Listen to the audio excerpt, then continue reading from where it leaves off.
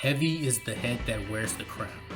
That reworked quote popularized by William Shakespeare's Henry IV is indicative to the point of Jax Teller, the central character in Kurt Sutter's magnum opus, Sons of Anarchy.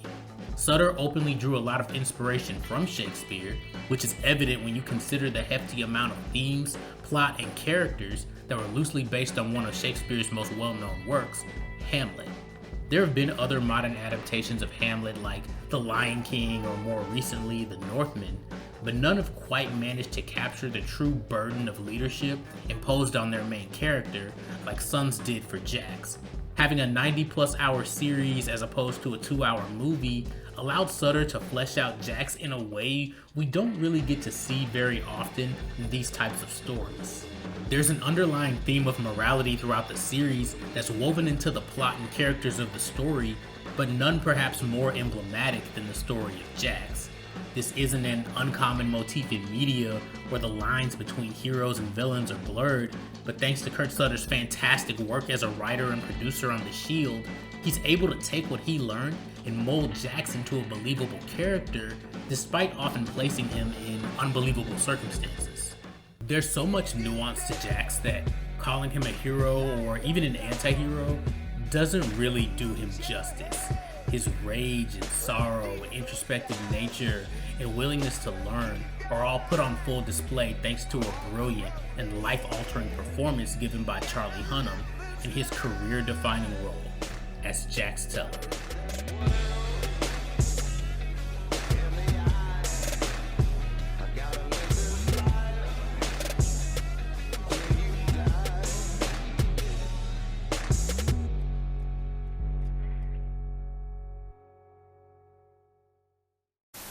Hunnam did a lot of his own research for the role and based his character off of a real-life MC member named Chill Will. From his mannerisms to the way he walked, down to the white Air Forces Jax would wear up until the final episode, Chill Will was credited with setting the foundation for Jax's characterization while Hunnam did the heavy lifting. You know, I wore white tennis shoes, but this kid was a 19-year-old West Coast, Oakland badass, and he's gonna wear sneakers and Dickies, and that was his vibe. So I modeled a lot on Chill Will, and I got a lot of criticism, you know, bikers wear leather boots sort of vibe. I just went, okay, well, you know, maybe most bikers do, but these ones don't. His long, free-flowing hair is evocative of a stereotypical surfer bro that you might find within the borders of California, which in turn gives life to the small fictional town of Charming, an almost fairy tale-like place where it never seems to rain and where the Sons of Anarchy call home. Hunnam perfectly managed to encapsulate the series of contradictions within Jax's character, being both a traditionalist and simultaneously an agent of change. His progressive and forward-thinking nature would often clash with Clay's more conservative, long-established views when it came to how the club should be run, putting the two at odds despite being close early on in the series. Call the guys. Call a vote. You don't call a vote. You lay a goddamn hands on me! Hey, you two, come on! The push and pull relationship between Sam Crow's president and vice president resonates throughout the early seasons no matter what outside forces are trying to bring the club down. Whether they're dealing with rival clubs, feds, or Nazis, they both want the MC to thrive but have completely different outlooks and methods on how to achieve that goal. Clay wants to keep the club involved in gun running because it's what they've always done to make money, while Jax is looking to push the club into the direction of legitimate business.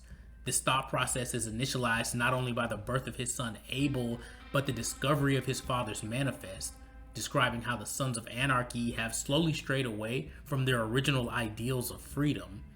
They've become slaves to complacency in part thanks to Clay's leadership, and Jax wants better not only for Sam Crow, but for every charter in the club. For the most part, each charter dictates how they earn money, but the decisions made in Redwood echo throughout the entire organization. So that's something Jax has to constantly consider as he makes his various moves. This early version of Jax has all the leadership qualities that we'd grow more accustomed to over the course of the show, but doesn't quite have the maturity and restraint that comes along with those qualities. As where Jax is a little more emotionally volatile, He's balanced out by Clay's Machiavellian plotting and eventually would go on to learn from his more experienced counterpart. The dynamic between Jax and Clay is a little more complicated than just brothers in arms, as Clay also happens to be Jax's stepfather, married to Jax's mother Gemma, effectively filling in as the Claudius and Gertrude in the Hamlet analogy. She pushes her son to be more like Clay and less like his biological father John, who serves as a sort of specter in Jax's life, influencing him from beyond the grave due to how much reverence Jax has for him. John wanted to get the club out of guns, but between being locked in with the IRA, Clay's greed, and Gemma's cold heart, it became impossible to make a clean break without there being dire consequences, and it eventually cost the former president his life. Jax inherits certain traits from all three of his parental figures.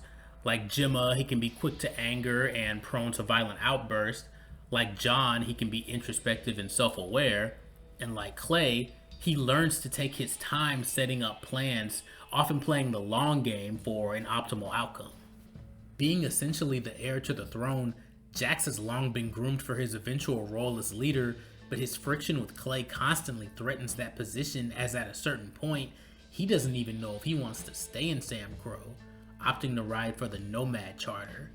Clay undermines Jax's attempts to legitimize the son's revenue streams because he wants to keep gun running, causing Jax's anger to reach a boiling point, fracturing their relationship. Do you want me gone?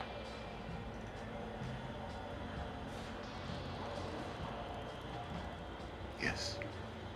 His decision is a disappointment to the other club members because despite his young age, they already view him as an emotional and vocal leader. Their willingness to follow him into any situation is indicative of the mutual respect they all have for each other. They know Jax's absence will cause a severe imbalance of power within the club, with no one really being able to keep Clay in check. The two only make amends after Gemma reveals that she was assaulted by Nazis, and Jax's son is subsequently taken by the IRA, sending Jax into an intense depression.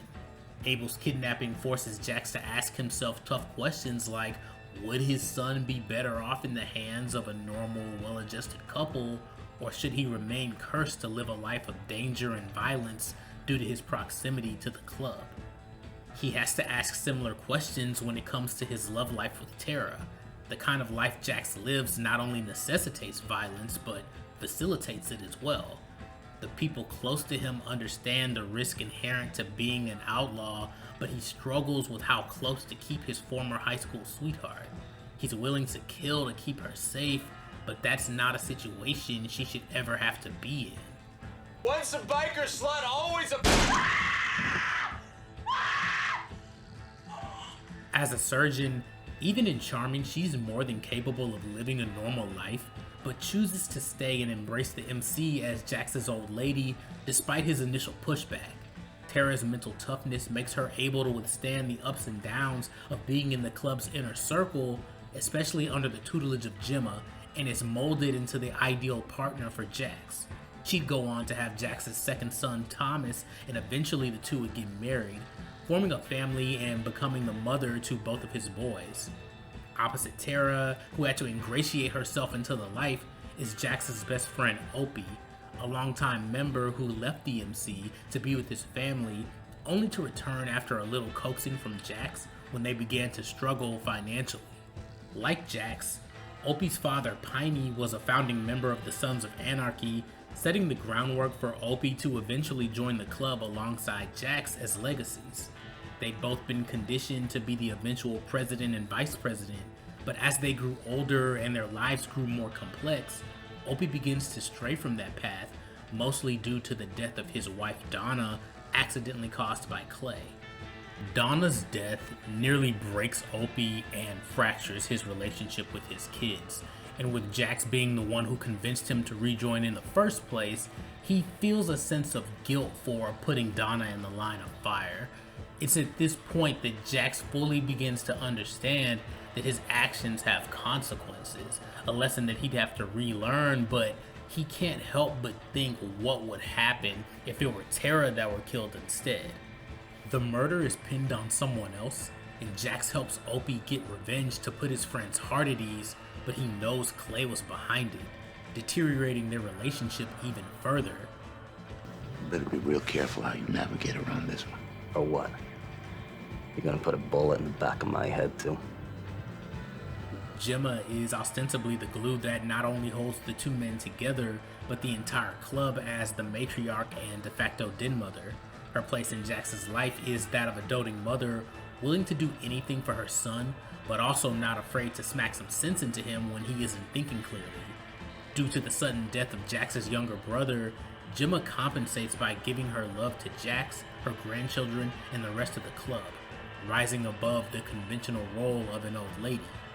She viewed her late husband as too soft and emotional to lead the club in the direction that she and Clay felt it should be going, and grew to hate him over time. Jax is a constant reminder of John and is the reason she pushes him so diligently to be the hardened, hypermasculine outlaw that he is. However, her constant interfering with club business and entanglements with the law leads to Jax having to put himself under the thumb of the ATF in order to keep her from going to prison, making a deal with Agent Stahl to have Gemma's charges dropped in exchange for SOA intel, effectively making him a rat.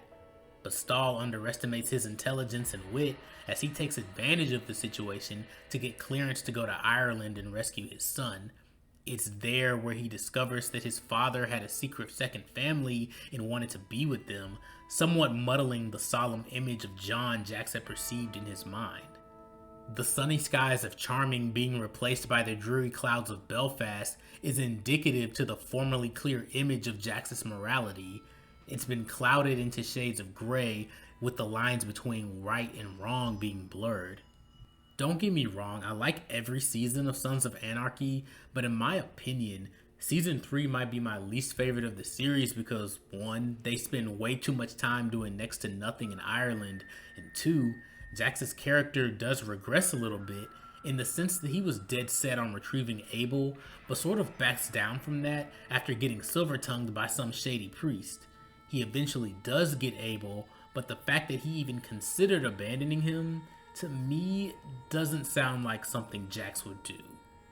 When they return to the States, Stahl tries to pull a double cross on Jax, which he saw coming a mile away, and preemptively told the club what was going on and convinced them to go along with the long con as he fed Stahl false information.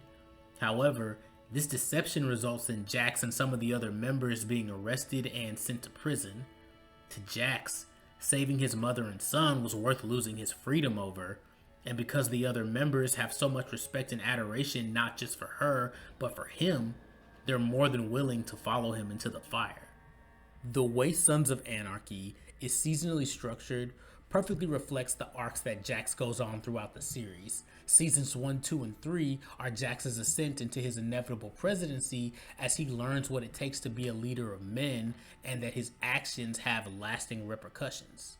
In the Juice analysis video, I mentioned that his character arc doesn't truly start until season 4, and within that arc, he usually has the B or C plot in the episodes he's actually involved in. But when you compare that to somebody like Jax, who has the A plot literally every single episode, there's a lot more room to explore the nuances and intricacies of his character. I previously called season 4 a soft reboot for the series, which it is, but for Jax specifically, it mirrors his reluctance to actually take command as he struggles with whether or not he even wants to remain in the club at all. The bond that holds this club together isn't about love or brotherhood anymore. We lost that a long time ago. It actually reminds me a lot of Clone Wars Anakin Skywalker and his struggle with whether or not he wants to stay in the Jedi Order due to his own conflicting ideals and evolving beliefs. Speaking of Star Wars, everyone has heard of the foundation for that story, Joseph Campbell's The Hero's Journey, and how the reluctant hero's call to action is typically at the beginning of the story. However, when we first meet Jax, he's already in the thick of it, so right now, in between the first 3 seasons and the last 3 seasons, we see Jax's hesitation to take that next step in his development. Between Tara almost dying at the end of season 3 and Jax getting shanked in prison, he's beginning to think in the long term and forms an exit strategy. Clay makes a deal with the Galindo cartel to have the Sons traffic coke for them in exchange for a much bigger payday than just running guns. Jax can see straight through Clay's plan to cash out before he steps down and agrees to back Clay up when it comes to a vote, but in exchange, he wants to be free from the Suns without any blowback, leaving Clay reluctantly without a choice. If I do this,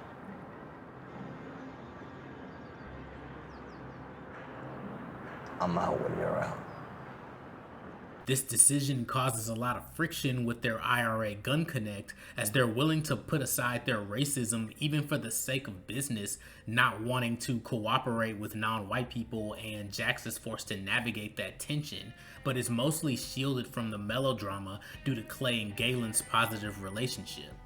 There's a thematic through line of responsibility here that keeps popping up throughout the season, in the sense that Jax is constantly having to clean up Clay's messes, further perpetuated by his own greed, while simultaneously trying not to get pulled further into club business.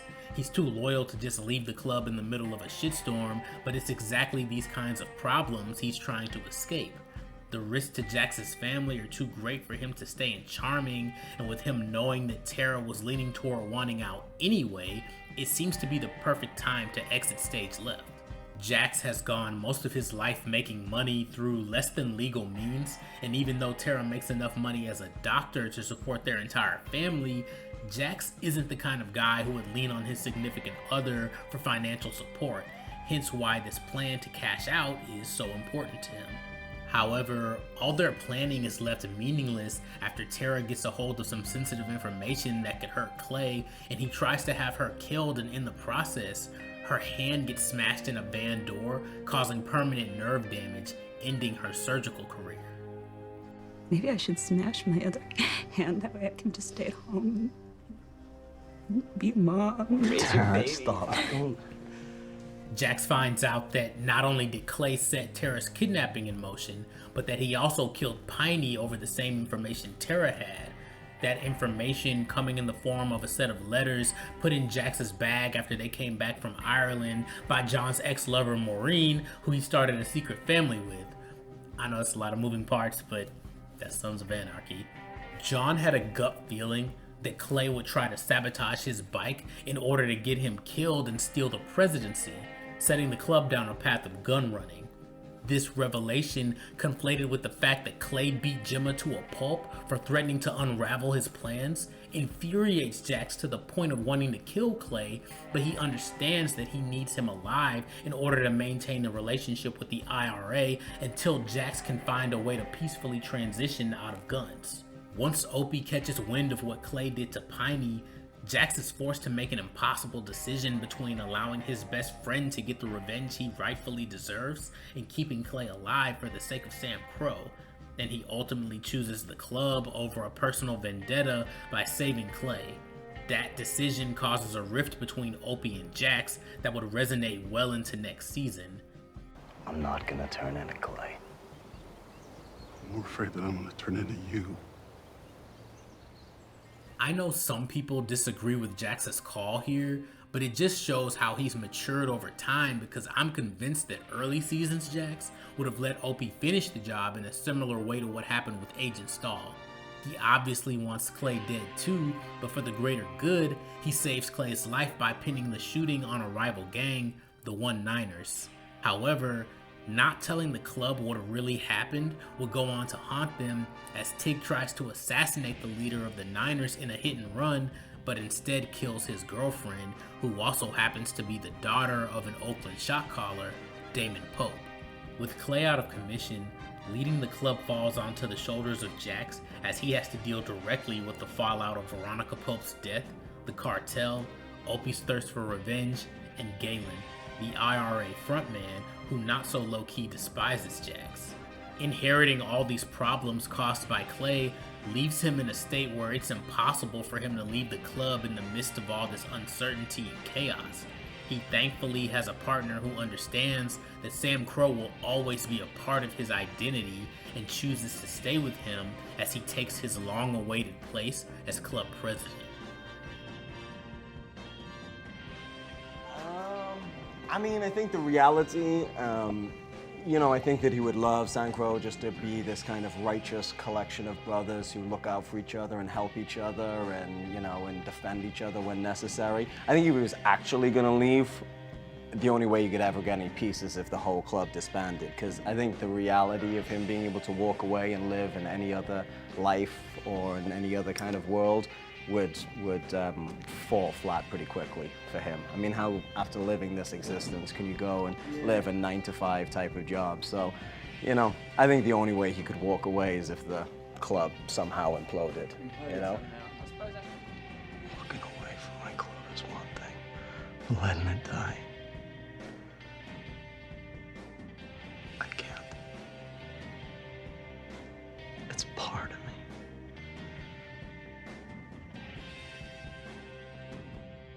Despite Clay still lumbering around, the transition between he and Jax has been almost seamless, as if the club was already waiting to follow Jax into his new role as the club's true leader.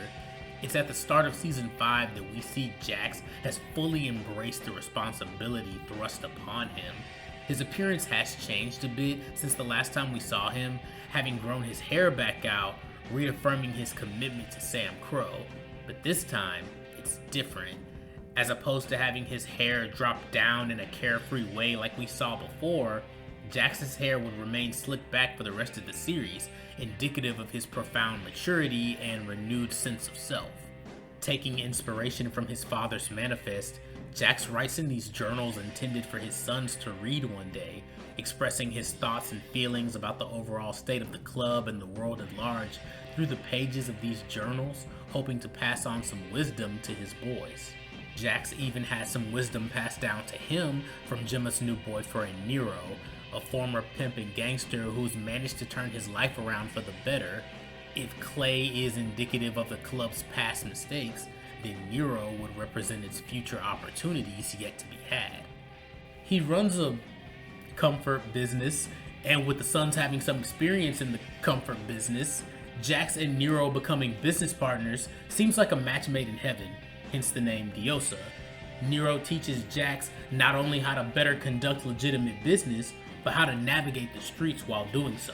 And you could argue about the ethics of this particular occupation, but you can't argue the legality. It's exactly the sort of thing Jax has been looking for, and it is a bit awkward with Nero dating Jax's mom, but they don't let it get in the way of conducting business. But even outside of that, they still have to contend with the looming shadow of Damon Pope, who gets revenge on Tig by burning his daughter alive, showing just how brutal he can be. And to take it even further, he then gets Jax and some of the club members thrown in jail and strong-arms his way into the gun and coke business. And finally, he demands the life of one of the sons as retribution for his daughter, leaving the choice of who it'll be in Jax's hands, an impossible decision for anyone to make, let alone the young president. When it becomes clear that one of them wasn't making it out alive, that decision gets made by Opie, volunteering himself with the words, I got this.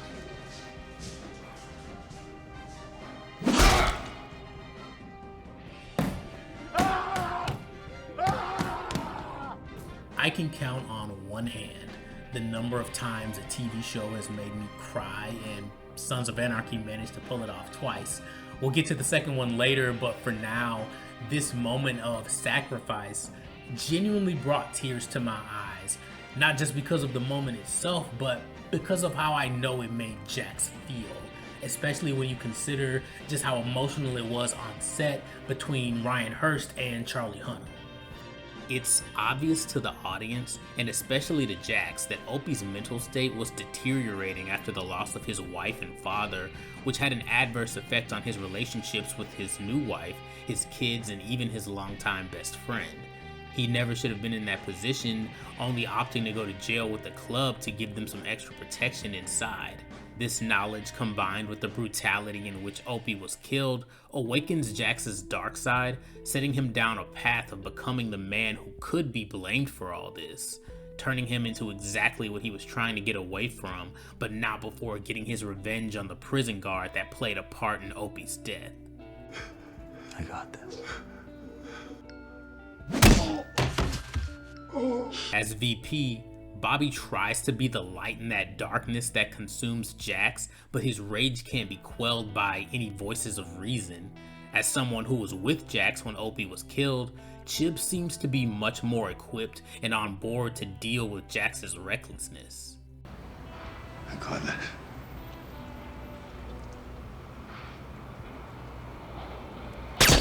Jesus Christ! What is this shit?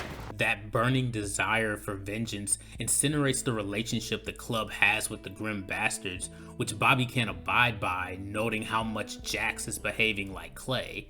With everything Clay has done, including working with the Nomads in order to undermine Jax's new authority, Jax has every reason to kill him, but the only thing standing in the way of a mayhem vote on Clay is Bobby refusing to make the vote unanimous, doing so not to save Clay's life, but to keep Jax from making the same mistakes as his predecessor. Opie was right. The gavel corrupts. You can't sit in this chair without being a savage. What Jax doesn't inherit from his enemies, however, is his willingness to learn from his enemies. That's a skill he's curated on his own. He's willing to have Pope teach him things like how being in charge means having to make tough calls and how to effectively separate legal business from the club's more illicit activities. Pope is the devil on Jax's shoulder, opposite the angel that is Nero. He learns to play peacemaker by squashing old beefs with the Mayans and Triads, by setting them up to take over the coke for the Galindo cartel and the guns for the IRA, so the Suns can get out of the game, with of course Pope getting his cut through the Niners. Obviously, he still wants Pope dead and ironically uses Pope's own lesson in patience to concoct a plan to kill him, using Tig and Juice as pawns in his scheme. Having Tig unknowingly act as bait in order to lure Pope into a false sense of security, and having Juice act as a mole to report on Clay. In one fell swoop, he has Tig get revenge for his daughter by killing Pope, solidifying Tig's loyalty to Jax, and having Clay arrested for the murder by planting his gun at the crime scene given to him by Juice as a way to make up for past misdeeds. The way he risked Tig's safety and the way he further erodes Juice's soul speaks to the any means necessary methodology that Jax has taken on in order to set things the way he thinks they should be, forsaking their mutual respect for one another in lieu of domination and fear. This is solidified by their new structure when Bobby steps down as VP and Chib steps up, more willing to go along with whatever Jax says.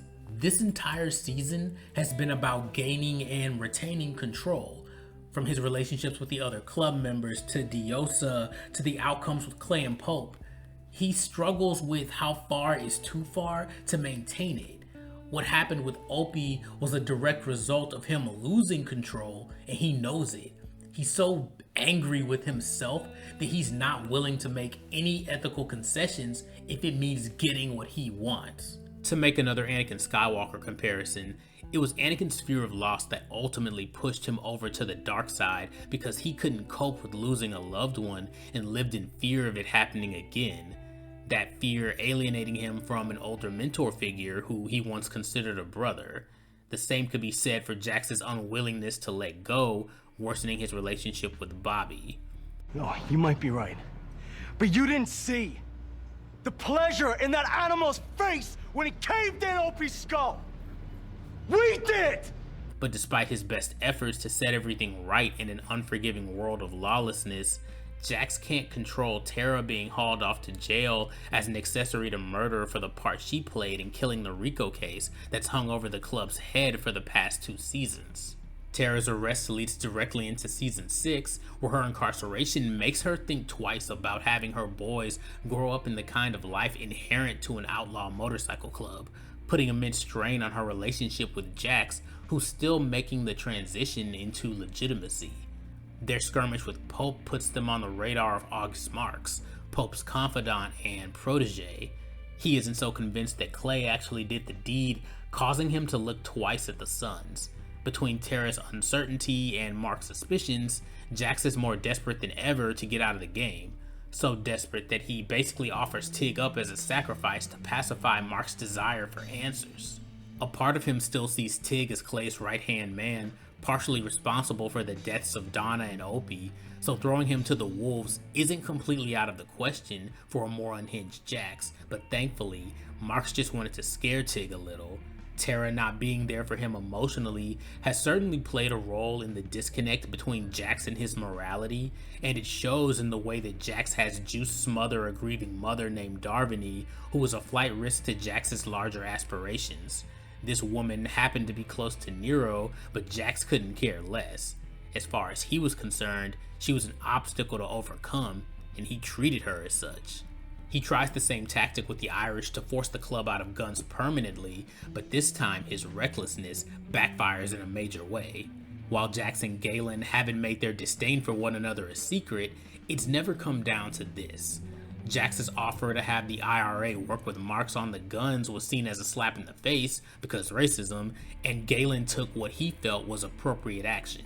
Their beef with Galen culminates in the deaths of Phil and Velan, as well as the destruction of their clubhouse, leaving Sam Crow at their weakest, making Jax realize that he can't fly off the handle and call his own shots on behalf of the club. Had he taken it to the table for a vote like he was supposed to, Chips could have stopped Jax from making such a horrible decision.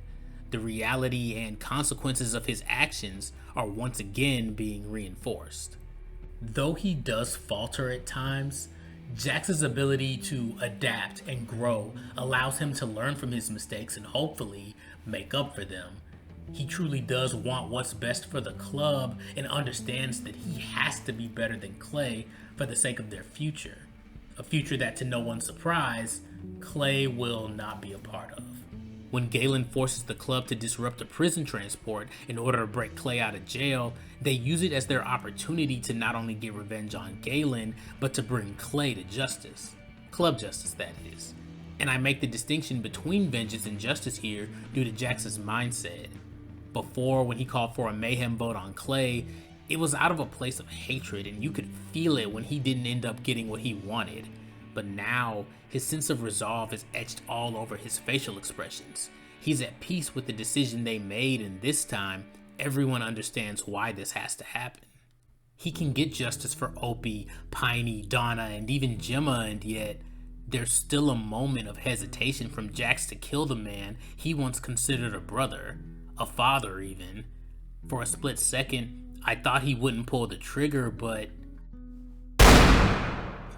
I was wrong. Jax puts him down. It's what needed to happen, and as a leader, that responsibility landed on Jax's shoulders. Despite his anger, I do believe there was a part of Jax that didn't want to kill Clay, but he also knew that as long as Clay was out there, he'd always be a threat. Between all the Marks and Clay drama, Jax's borderline neglect of Tara allows her to make a deal with District Attorney Patterson in order to keep herself out of jail and her boys safe, provided that she flip on Jax for a school shooting committed with one of the club's guns earlier that year. He and Tara have had their problems all season long, but it really comes to a head when he gets busted for cheating, causing her to take the boys and run. Jax is obviously less than thrilled when he catches wind of this information, and he has the club put an APB out on her before she can make the deal. Within the show itself, it's left sort of ambiguous as to what Jax would do when Tara was inevitably found, and because of his non-answers when it came to solutions, it's almost framed like he would kill her to keep her from ratting and taking his sons away, but it's actually the opposite. He's going to take the fall for Tara. He wants her to get Abel and Thomas out of Charming. He wants the three of them to be safe from the life, and just like before, he's willing to give up his freedom to accomplish that goal. Just be a good mom. Save our boys. You can see what triggers this decision in an earlier episode where the club breaks up a child P-word ring ran by Venus's mom, and the mom tries to tear Venus down by saying how much her son will hate her in the future for forcing such an unorthodox life on him. Jax obviously correlates that with himself and his own sons, and it gives him a different perspective on the issue. His adaptability to circumstance is a core part of his character, but I can understand why some fans might find this trait a bit annoying. People online say that Jax is wishy-washy when it comes to whether or not he wants to keep his family in Charming because he seems to change his mind every other season, but the reality is that Jax is fiercely protective of his wife and kids. He just wants them to be safe no matter where they are, which is why he bounces back and forth between keeping them close and pushing them away. It all just depends on the situation. But the club is his family too. Turning himself in during this current predicament that they find themselves in is the perfect opportunity to protect everyone. With the club being so close to being legit, he can get the DA off their backs, and he can also renegotiate with Patterson to have Tara's charges dropped. Are you willing to let your family pay the price for your mistakes? Is that what a good man would do? Because if that happens, I promise you, son, it's gonna destroy you and everything else you love. When it's revealed that Juice told Nero about what happened with Darvany, Jax is livid. I elaborate on it in more detail in his own character analysis, but Juice has been on an up and down emotional roller coaster for the past few seasons. He's made some bad decisions against the club, and Jax has tried to work with him, but this latest transgression threatens the club's relationship with Nero, which in turn threatens the legitimacy that Jax has tried so hard to build. There's a dichotomy to Jax and Juice that always makes their interactions interesting to me, in the sense that they both have paralleling character arcs where they both struggle with living up to what they're supposed to be, making poor choices and hurting themselves or others in the process. But as where Juice continues to drown in his own self-pity, Jax somehow always manages to rise above his circumstances for the greater good, and their dynamic is made all the more interesting because it's heavily implied that Jax is the one who sponsored Juice into Sam Crow in the first place. You remember what you said to me when I told you that I wanted to prospect? Blood family, my hometown, all that shit moves back around. Once you're patched, members of your family. This charter is your home.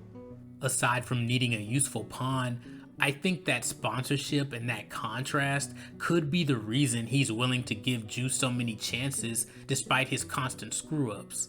He's even willing to change some of the club's long-standing rules to benefit Juice. He's all man's black. You gotta be kidding me.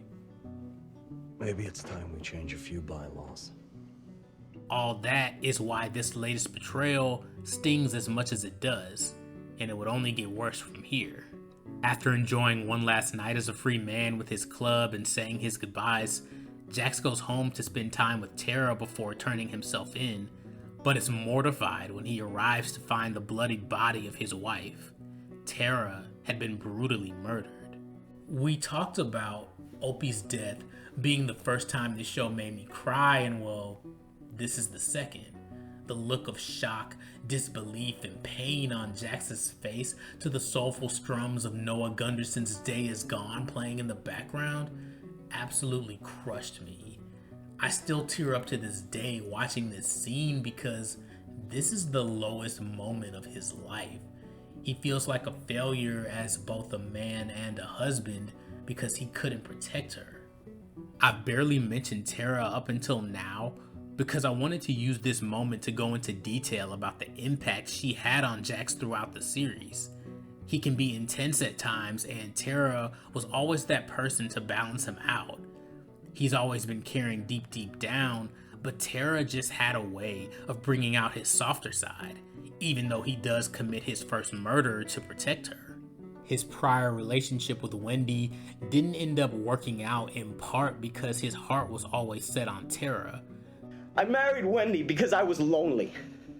Because I got tired of the endless disconnect. When you came home, it was like some kind of sign to me. Like my past coming around, giving me another shot to do this different. Better. Throughout the years, she ingratiates herself into the culture of the club, becoming someone they can rely on not just as a de facto nurse, but as a sort of secondary maternal figure next to Gemma, and Jax loved her all the more for it. What? I'm your old lady. They grow together, they accept each other, they trust each other. Jax matures as a man for her, is willing to uproot his life for her, has a desire to protect her. To put it simply, he loves her. Before she had Thomas, she already considered Abel one of her own, solidifying herself as a member of the Teller family, and that became official when they got married. Like any married couple, they of course had their issues, but through it all, she was the love of his life, and now she's been taken away from him.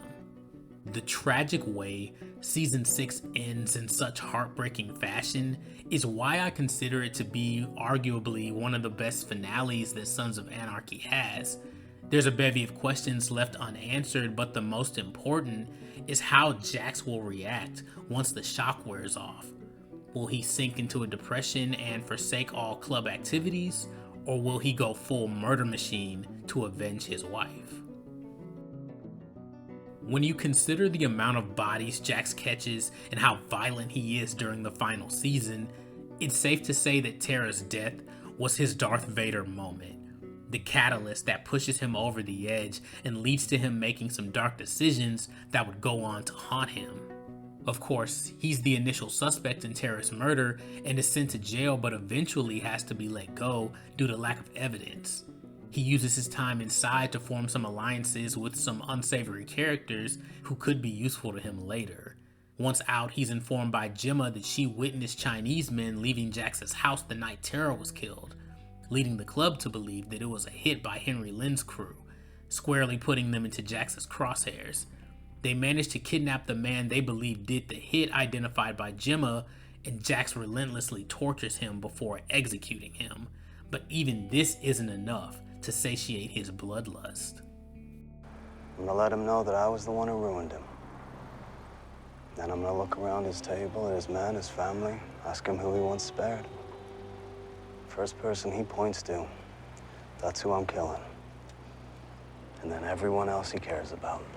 The path of vengeance he's on is becoming a detriment to the club, and he's rightfully called out on it by another charter president and old family friend named Jury.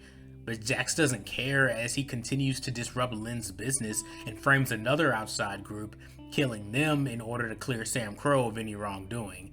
It just so happens that one of those men was Jury's son. When confronted about it, Jury suggests that John knew Clay sabotaged his bike and insists that John drove into traffic himself to end his own life, the implications of which infuriate Jax.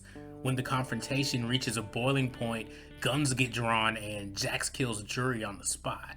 Jax claims self-defense, but no matter the reason, one member killing another, let alone one president killing another, has dire consequences, and they'd be felt throughout the remainder of the season. August warns the Sons about interfering with Lynn, as that would hurt his business as well, but once again, Jax refuses to see reason. All he can see is his dead wife on the floor and couldn't care less about the collateral damage. All that matters is that Lynn gets what's coming. Although his anger has completely consumed him by this point, he hasn't completely abandoned his humanity, as seen when he rescues a mother and son from Mark's goons and provides them with shelter. He hides his innate empathy under layers of bravado and callousness, but deep down, he still cares about people. I can sense that you are a decent man.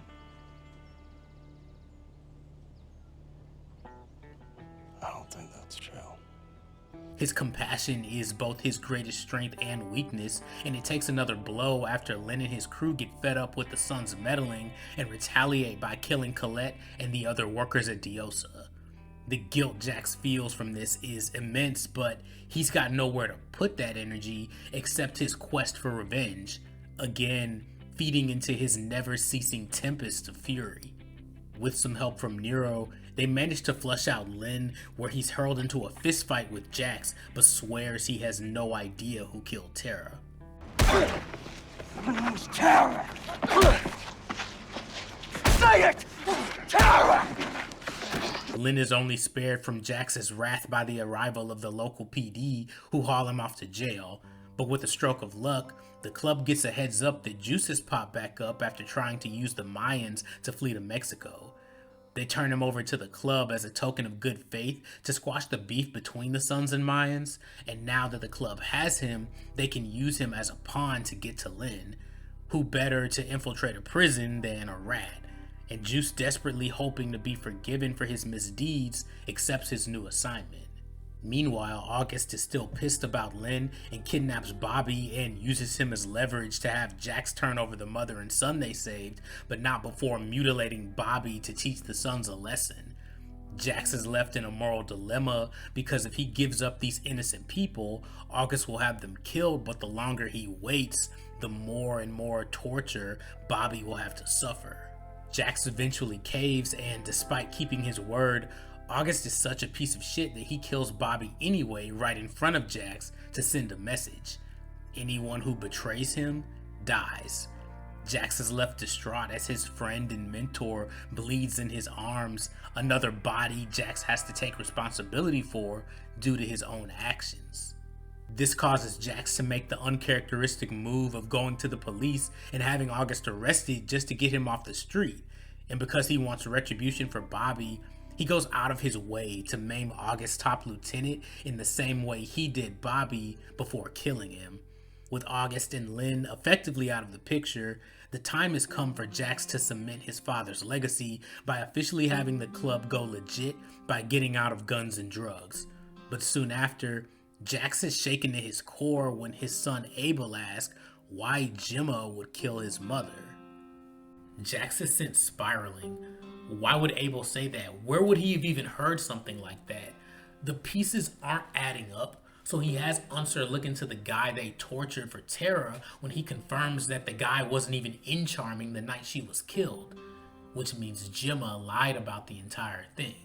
Gemma is in the wind, so he goes to Juice for answers because he'd been MIA since the night everything went down, and his intuition is telling him that Juice knows what really happened. That's when the truth is revealed. Gemma found out that Tara was taking the boys away and assumed that she ratted out Jax to the DA, so when she saw her, she flew into a blind rage and attacked Tara. She was so vicious that she ended Tara's life by stabbing her in the head repeatedly. Sheriff Roosevelt arrived at the scene and tells Gemma about the deal that Jax made with Patterson, but before he could call the murder in, Juice kills him in order to keep Gemma safe. He knew that Jax would kill her if he knew the truth, and with him being in the same boat, he hides the evidence and tells her to blame Henry Lynn's crew. Jax is devastated. He knew Tara and Gemma had their catty moments, but never in 1,000 years would he have believed that his mother would kill his wife. This lie sent Jax down a path of destruction that inadvertently caused the deaths of Bobby, Colette, and Jury, the latter of which he still has to answer for. Juice foolishly hopes that this revelation will be enough to get back into Jax's good graces, but that ship has obviously sailed. He can only promise to make it quick as he gives Tully the order to execute Juice. He finds his mother at her old house where she's reminiscing on old memories, morbidly aware of why Jax is there, but the silence is broken when Unser arrives to stop Jax. After refusing to leave, Jax isn't left with much of a choice but to put him down. Gemma knows what's next and requests to be moved to the garden. Jax doesn't want to do this, but he knows he'll never rest unless he does, so he hesitates. He knows this is the type of decision he can never come back from, and through their combined tears, Gemma encourages her son one last time to do what he was meant to do. You have to do this. So we are, sweetheart. And with that, Jax Teller kills his mother and avenges his wife. The wave of emotions he's feeling doesn't make the situation any better. He's both disgusted and satisfied with himself, and yet he's also at peace with his decision, ironically thanks to Gemma's final words of encouragement. But despite symbolically removing his trademark white Air Forces stained with her blood, there's still the matter of how the other charters will deal with Jax's altercation with Jury. That blood is still on his hands. A president killing another president is too big an issue to be swept under the rug, so a decision is made that Jax will have to meet Mr. Mayhem. Jax will have to die. Just like Gemma, he knew it was coming and understands why it has to happen. All he can do now is set up his charter and his family with the best possible future. From allowing black members to join the club to make up for the past motivations of Juice, to setting up the Mayans for success with the IRA Gun Connect, to finishing off August for good. The vision of a better tomorrow that he lost is now possible, even if he won't be there to see it himself. And lastly, he leaves his sons in the hands of Wendy, who's come a long way since her junkie days. He wants her to take them and leave Charming forever, going as far as burning his father's manifest in his own journal so that they can never read them. He needs their memories of him to correlate with hate, ensuring that they won't end up in the life, ensuring that they won't end up like him. After saying his final goodbyes to Abel and Thomas, he takes his father's restored Harley and heads off for his last ride. The onus of Jax's execution falls to the Redwood Charter, but killing their longtime brother and comrade is something that they just can't bring themselves to do, nor would he ever burden them with such a task. After being handed the president's patch, Chips shoots Happy with Jax's gun to make it look like he escaped. He hugs and expresses how much he loves each of them before leaving, echoing Opie's last words. I got this. Fighting his fate is something that Jax could do, and perhaps is something that he would have done earlier in his life, but now at this point in his journey, he can better understand his father's perspective and why he did what he did. With the police on their way due to the trail of bodies Jax has left in his wake, he rides to the site of John's death for one final talk. It's not too late for my boys. I promise they will never know this life of chaos. I know who you are now. What you did. Jax leads a high-speed chase down the highway before spotting a semi heading his way. Knowing what needs to be done, he extends his arms out as the bike careens directly towards the truck, relinquishing the control he once desperately held onto. And with a final crash, so ends the life of Jackson Nathaniel Teller. There's something poetic about Kurt Sutter's protagonist of his current series being killed by a truck driven by the actor who played the previous protagonist on The Shield, Michael Chiklis. The show was sprinkled in with actors from The Shield popping in and out, but to save Chiklis for the endgame was a stroke of genius. I'm sure it felt like a satisfying full circle moment for Sutter. As for Charlie Hunnam, this man put his entire being into Jax Teller. So much so that he's repeatedly stated that he'd never want to play the character again. Not because Jax was a horrible person, but because he put so much of himself into the role that bringing him back, even for a flashback cameo in Mayans, wouldn't feel right. Jax deserves to rest. And not that he needs it anyway, because Charlie Hunnam is doing great career-wise. While Sons was still on the air, he starred in one of my favorite movies of all time, Pacific Rim, which I definitely want to cover one day, and he's collaborated with Guy Ritchie a couple times for The Gentleman and the extremely underrated King Arthur, Legend of the Sword, so I think he's doing alright for himself. The ending to SOA was a bit controversial, with the fanbase being split on whether or not Jax should have lived or died, and even amongst those who were okay with his death, they can't agree on whether or not his decision was selfish or selfless, but I know where I stand on it. His intention to die for the sake of his club and for his sons is an act of pure selflessness, even if some fans and critics don't necessarily see it that way. To save Abel and Thomas from a life of violence, the kind of life that ultimately took away their mother, is what any loving father would do. It's what John tried to do for Jax. His decisive sacrifice for his son's future would be his legacy. To stop them from becoming what he became would be his ultimate gesture of love, solidified by Sons of Anarchy's concluding Shakespearean quote. Doubt thou the stars are fire, doubt that the sun doth move, doubt truth to be a liar, but never doubt I love.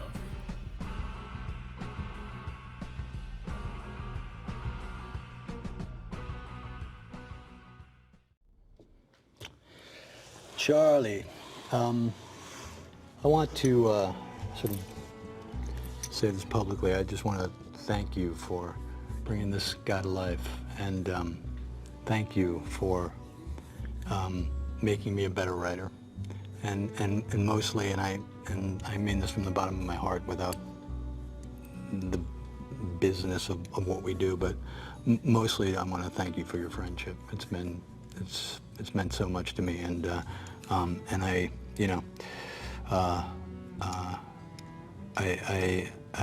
can't imagine that our paths won't cross again in terms of work. But even if that doesn't happen, having you as a brother has been, you know, one of the biggest perks of this gig. So I want to thank you, my friend. Thank you. And I feel the same way, man. You changed my life.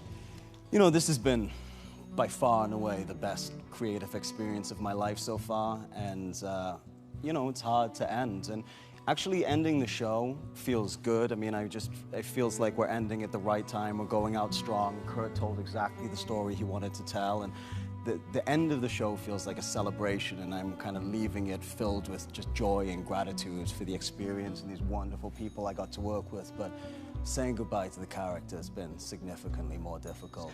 And this group of actors, because of the nature of the relationships you created on paper and because of who they were as people, and we're seeking something ourselves, I think, and seeking this experience and maybe seeking brotherhood, we found it. I mean, I had the experience of being part of a brotherhood and being part of a little motorcycle club, and you know, and knowing that these guys, no matter what, had my back and I had theirs, and it was a really beautiful thing for me, and I think for all of us.